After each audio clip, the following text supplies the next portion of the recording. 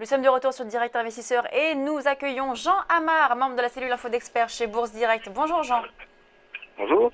Alors on va parler du CAC 40 avec vous comme chaque vendredi. Vous faites un topo sur l'indice parisien.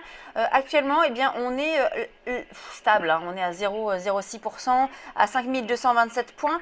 On a ouvert dans le rouge. C'est vrai qu'on a l'impression que le CAC se cherche un petit peu actuellement depuis 2-3 séances, alors qu'on a eu une tendance haussière très importante depuis le début de l'année. Concrètement, qu'est-ce que vous faites, vous? Quelle est votre stratégie sur le CAC actuellement? Qu'est-ce qu'on peut faire aujourd'hui notamment?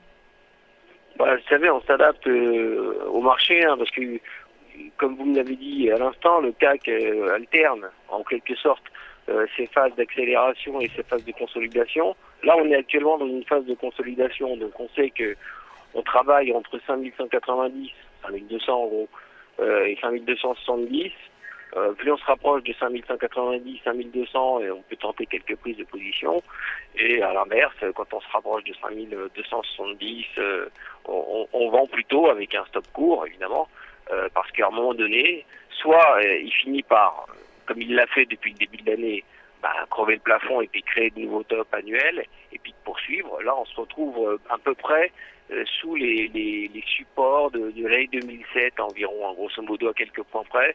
Donc on est en pleine période en plus de résultats, on arrive presque au terme des négociations avec la Grèce et là ça angoisse un petit peu si vous voulez. Alors bon, ça crée comme ça une petite pause supplémentaire sur le marché. Le marché a besoin d'y voir plus clair. Donc on en est qu'au début des résultats d'entreprises aux États-Unis et en Europe. Pour l'instant, ça dit pas grand-chose. On a dans l'ensemble, c'est plutôt bon. On le voit bien aux États-Unis, c'est même plutôt quelque part encourageant. On voit les indices américains qui se rapprochent des tops annuels quand même. Donc, mais bon, on en est qu'au début quand même. Voilà. Alors, chez Bourse Direct, dans la lettre que vous envoyez à vos clients, vous dites que vous surestimez le contexte actuel. Vous pensez qu'il pourrait y avoir des déconvenues sur les indices et vous remettez le scénario haussier de façon passagère. Donc, Jean. Effectivement, on voit bien du côté microéconomique, pardon, ça se passe plutôt bien, même si on en est qu'au début des trimestriels. En revanche, du côté macroéconomique, que ce soit du côté de l'Asie ou du côté, européen qui repart, mais bon, c'est pas encore complètement fait. Les indices comme Shanghai, par exemple, qui ont pris plus de 70% depuis novembre, on estime que c'est un petit peu exagéré et qu'une petite correction, au fond, nous on voit un retour sur la zone de 5000 points. Ce serait pas complètement fou, quoi. À quel horizon? Sur la zone de 5000. Ce sera à quel horizon ça? Dans un horizon de 2-3 mois, ouais. Peut-être pas tout de suite, parce que bon, si vous voulez, pour l'instant, on attend de voir, on attend un déclencheur, si vous voulez. Donc, il faudrait qu'il y ait vraiment une série de mauvaises nouvelles pour qu'il y ait un déclencheur et qu'on finisse par casser les supports et que d'un seul coup, tout le monde se mette à penser que, effectivement, on est un peu cher, etc. Et hop, d'un seul coup, tout le monde se réveille, quoi. Pour l'instant, on est tous dans l'euphorie totale, quoi. Donc, on ne voit que la hausse. La hausse entraîne la hausse, et puis jusqu'au jour où on va se réveiller. Là, il va y avoir une correction un peu plus sévère. Donc, il faut suivre. Il faut pas. Pour l'instant, ça reste haussier, évidemment. On a une tendance haussière affirmée. Donc, on est un petit peu loin des seuils qui pourraient, de seuil d'inflexion en quelque sorte.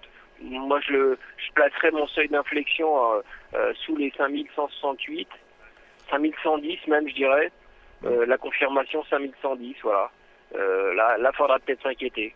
Oui, 5110, c'est un niveau assez important puisque lors de la séance du 7 avril, on avait ouvert un gap haussier à l'ouverture et au-dessus de ces 5110.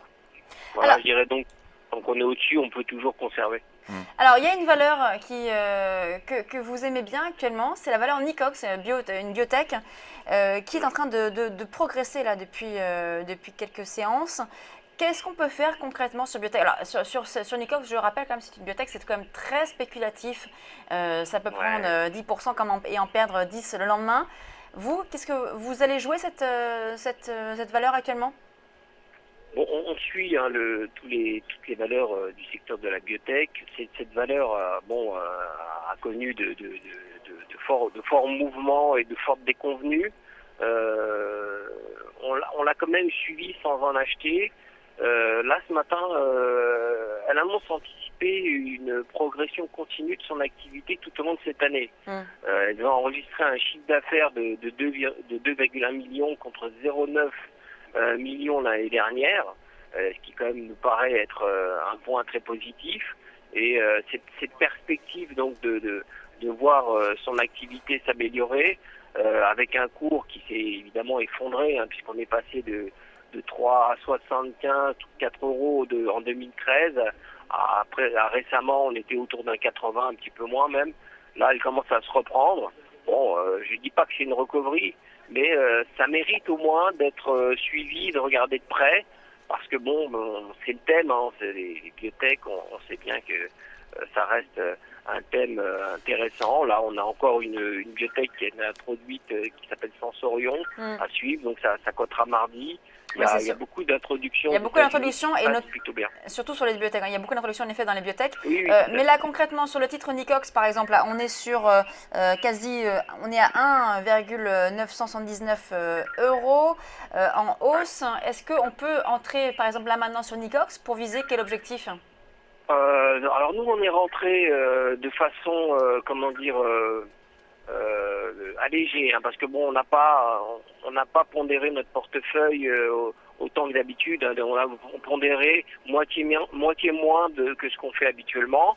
Néanmoins on vise quand même un objectif autour de 2,30 avec un stop autour d'un 84. Donc voilà, on se protège malgré tout, mais on rentre sur la valeur en pondérant un peu moins que sur une valeur classique telle que Carrefour, vous voyez ce que je veux dire. Ouais, donc on va dire 5% du portefeuille sur une petite valeur comme ça qui mérite d'être suivie, qui a du potentiel du coup. Et qui permet aussi peut-être de faire un bon coup, hein, si on parlait comme ça, parce que c'est valeur volatile et du coup qui peut rapporter gros. Peut-être. On vous le souhaite en tout cas. Merci beaucoup Jean Amar, donc membre de la cellule Info d'Experts chez Bourse Direct. On marque une pause et on se retrouve dans quelques instants.